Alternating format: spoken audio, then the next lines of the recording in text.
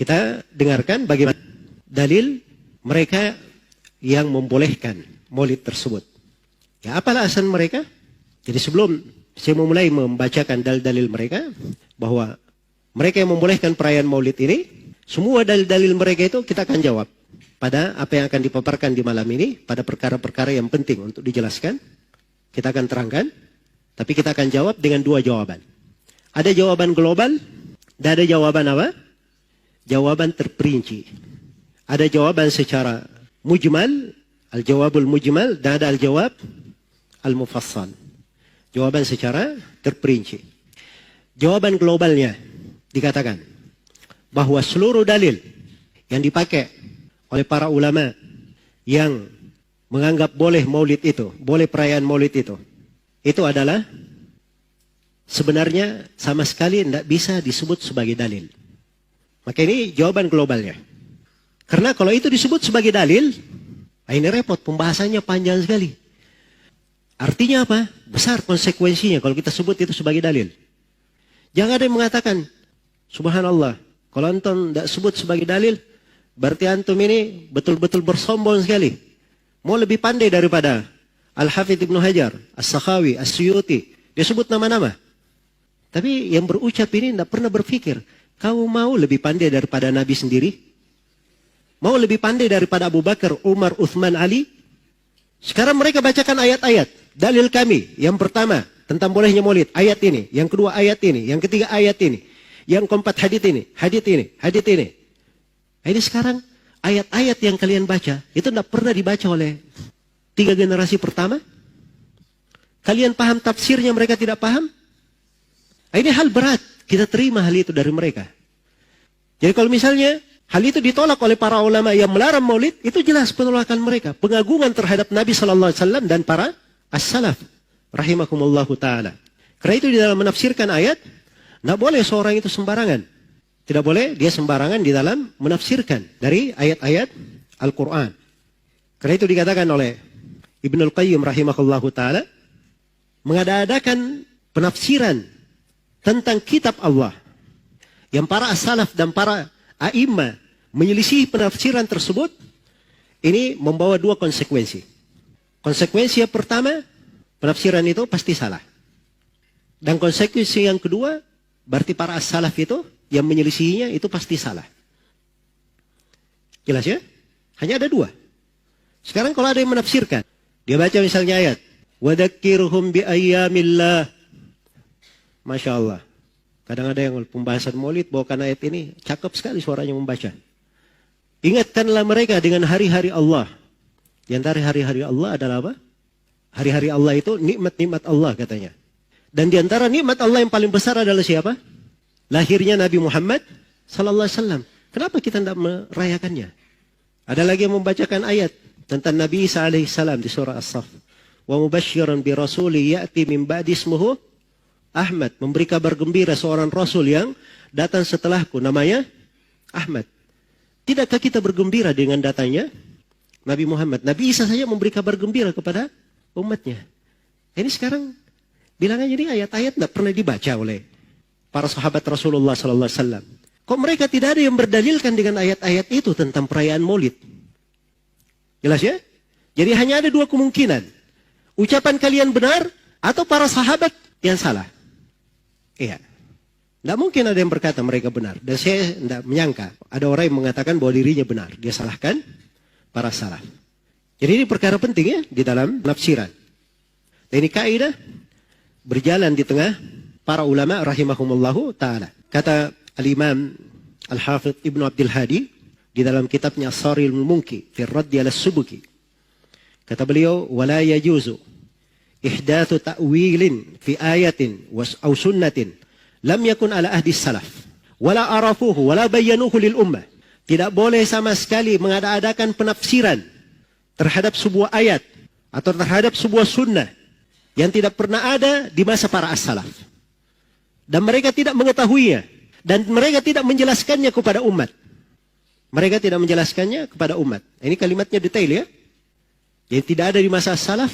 Mereka tidak tahu dan mereka tidak pernah jelaskan. Mungkin saja dia berkata, oh mereka tahu tapi Tidak mereka jelaskan, enggak. Kalau mereka tahu pasti mereka jelaskan. Masa mereka menyembunyikan makna ayat? Enggak mungkin. Jelas ya? Ya kalau misalnya ayat itu ada, wadzakirhum biayyamillah, itu artinya perayaan Maulid, mereka pasti sebut. Sama dengan ayat qul bifadlillahi wa birahmatihi fabidzalika falyafrahu. Katakanlah dengan keutamaan Allah dan dengan rahmatnya, hendaknya dengan itu bergembira.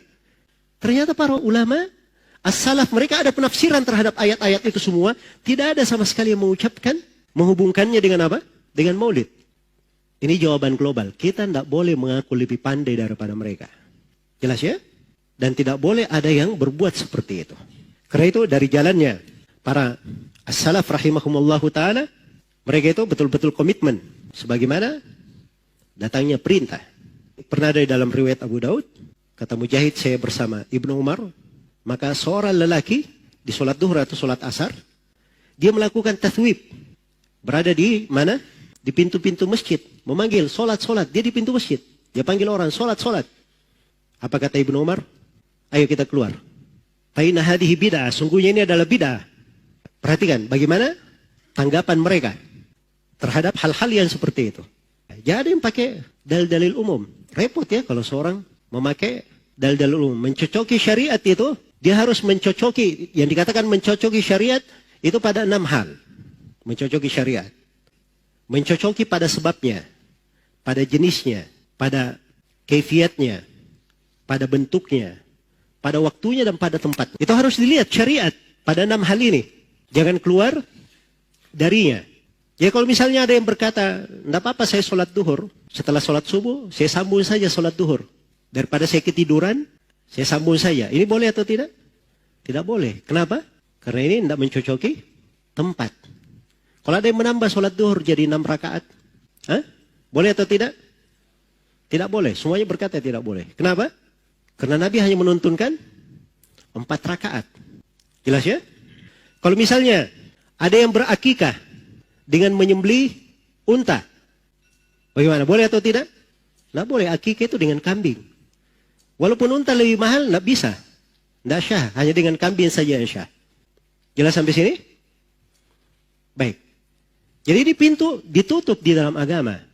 Karena itu diriwayatkan oleh Imam Ad-Darimi dengan sanad yang sahih.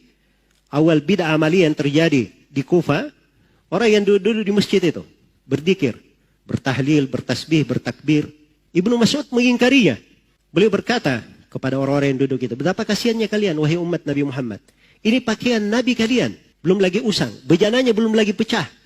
Maksudnya belum lama meninggal. Kalian sudah membuat perkara baru dalam agama. Hanya ada 2 kemungkinan. Kemungkinan pertama, kalian berada di atas petunjuk lebih baik dari petunjuk Nabi dan para sahabatnya. Dan kemungkinan yang kedua, kalian ini muftatihu babi dhalalah. Orang yang membuka pintu kesesatan. Hanya ada 2 kemungkinan. Jelas ya? Karena itu, ibadah ini, pintu ibadah itu datangnya dari Allah Subhanahu wa ta'ala. Iya. Dia yang mensyariatkan sampai kepada kita melalui perantara Rasulullah sallallahu alaihi wasallam. Maka jangan ada yang mengada-adakan sesuatu ibadah di dalam agama ini tanpa ada petunjuk dari Nabi sallallahu alaihi wasallam. Maka ini kaidah yang sangat penting di dalam beragama, dan ini jawaban global untuk semua alasan orang-orang yang mengatakan Maulid itu apa? Adalah dibolehkan. Jadi umumnya mereka mengatakan dibolehkan. Tidak ada masalah. Kalau ada yang agak ini, dia katakan istihbab. Ada yang ekstrim di masa ini, namanya Ali Al-Jufri. Dia katakan sunnah mu'akkada.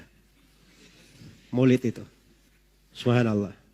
Orang-orang sebelumnya tidak ada yang berucap seperti itu. Tapi ini perhatikannya, kecintaan kepada hal-hal yang seperti itu membuka.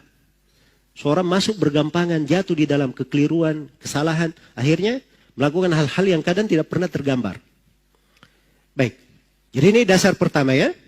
Dan dimaklumi di dalam agama kita tentang tidak bolehnya membuat perkara-perkara agama, perkara-perkara baru. Kewajiban kita adalah mengikuti, menapaki. Sebagaimana firman Allah, wa anna hadza sirati mustaqiman fattabi'u wa la tattabi'us subul fatafarraqu bikum an sabili. Sungguhnya inilah jalanku yang lurus, ikuti jalan itu. Jangan kalian ikuti jalan-jalan yang lain sehingga memecah belah kalian dari jalan Allah Subhanahu wa taala. Kata Mujahid, as-subul di sini bid'ah-bid'ah dan syubhat-syubhat. Tinggalkan jalan-jalan itu. Ikuti jalan yang lurus saya. Ya, digariskan oleh Nabi sallallahu alaihi wasallam. Kata beliau, "Man ahdatha fi amrina hadza ma laysa minhu fa huwa raddun." Siapa yang mengada-adakan perkara baru di dalam agama kami ini, apa yang bukan darinya, maka itu adalah tertolak. Hadits Aisyah riwayat Bukhari Muslim. Dalam riwayat Muslimnya, beliau bersabda, "Man amila amalan laysa alaihi amruna fa huwa raddun." Siapa yang beramal dengan sebuah amalan tidak dibangun di atas perkara kami, maka itu adalah tertolak. Dan di Sahih Muslim, Nabi setiap Jumat beliau berkata, "Inna khairal hadithi kitabullah." Sebaik-baik pembicaraan adalah kitab Allah. Wa khairal hadi Muhammadin sallallahu alaihi wasallam. Sebaik-baik petunjuk adalah petunjuk Nabi Muhammad sallallahu alaihi wasallam. Wa syarral umuri muhdatsatuha. Sejelek-jelek perkara adalah yang diada-adakan. Wa kullu bid'atin dhalalah. Setiap bid'ah adalah sesat. Dalam riwayat An-Nasai ada tambahannya, wa kullu dhalalatin finnar. Setiap yang sesat tempatnya di dalam neraka. Di dalam hadits Ibn Sariyah, riwayat Abu Daud dan At-Tirmidzi, Rasulullah sallallahu alaihi wasallam bersabda dalam wejangan beliau yang masyhur, kata beliau, "Fa innahu may ya'ish minkum fasayara ikhtilafan katsira. Fa'alaikum bi sunnati wa sunnati al-khulafa'ir rasyidin al-mahdiyyin min ba'di. Tamassaku biha 'addu 'alaiha bin nawajid wa iyyakum wa muhdatsatil umur fa inna kulla muhdatsatin bid'ah wa kulla bid'atin dhalalah." Sungguhnya siapa di antara kalian yang hidup setelahku, maka dia akan melihat perselisihan pendapat yang banyak. Hendaknya kalian berpegang dengan sunnahku dan sunnah para khulafa ar-rasyidin yang mendapat petunjuk setelahku. Peganglah dengan kuat, gigitlah dengan gigi geraham kalian. Gigi geraham itu yang paling kuat ya, dari gigi. Disuruh menggigitnya dengan kuat. Dan hati-hati kalian dari perkara baru. Sebab setiap perkara baru adalah bid'ah dan setiap bid'ah adalah apa? Adalah kesesatan.